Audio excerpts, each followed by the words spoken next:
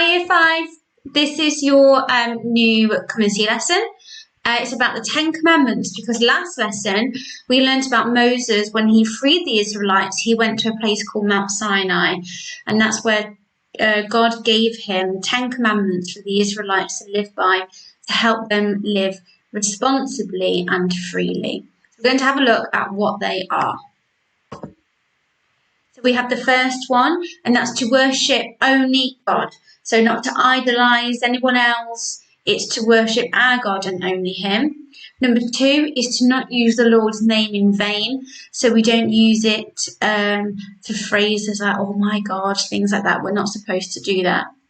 Number 3 is to observe the Sabbath and keep it holy. This is where we normally work for 6 days.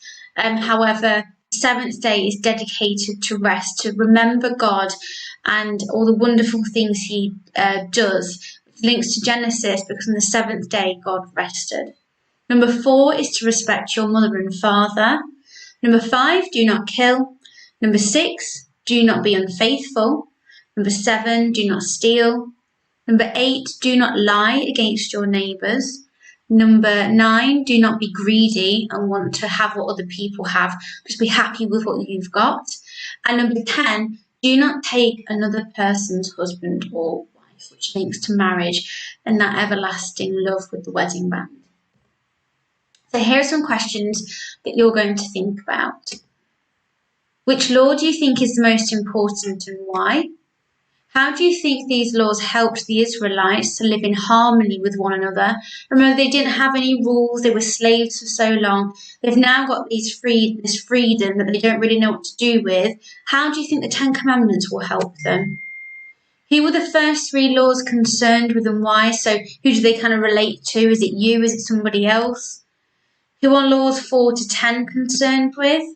Which day of the week is the holy day for Christians, and how should Christians observe that? What should they do on the 7th day? And which of these beliefs and values are the most important to us today, and why do you think that? Pause here and answer those questions. So now I want you to think about, for the next task, why should we keep Sunday a holy day? So I want you to have a think of some reasons for keeping Sunday a holy day, maybe linking it back to Scripture and the 10 Commandments, and then some reasons against. Why might some people not want to keep Sunday a holy day? Have a think about how we work now. Shops are open all the time, maybe. Do people have to go to work? Why should people not go to work? Try and think of some ideas of for and against. Pause now and have a think about that.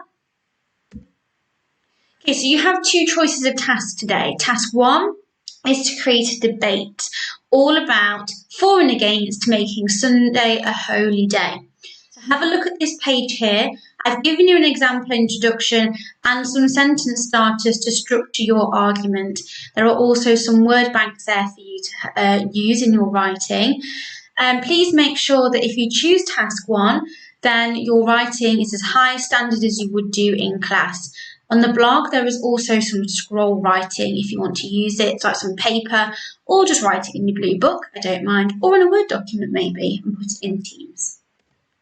If you decide to do task 2 then, this is where I want you to make like a little booklet. You can do this on paper, Word, Publisher, maybe you want to do it as a PowerPoint presentation, and you're going to call it God's Guide to Freedom and Responsibility.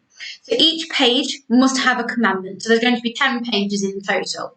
You have to say what the commandment is, how people keep the commandment now, what do they feel, what do they do to try and keep the commandment, how it helps people to live together freely. So why do we need those commandments still? And then I'd like you to annotate the pictures and make it look really nice. Below, I've just posted there some sentence stems for you to use so you can structure each one. So I would do a page for each commandment. Hope you enjoyed this task. I'm really looking forward to it. We were supposed to do this on Tuesday, but unfortunately we had to obviously go home. So please send me in Teams or via email whatever work you've completed, and I can't wait to see it. Bye, Year 5.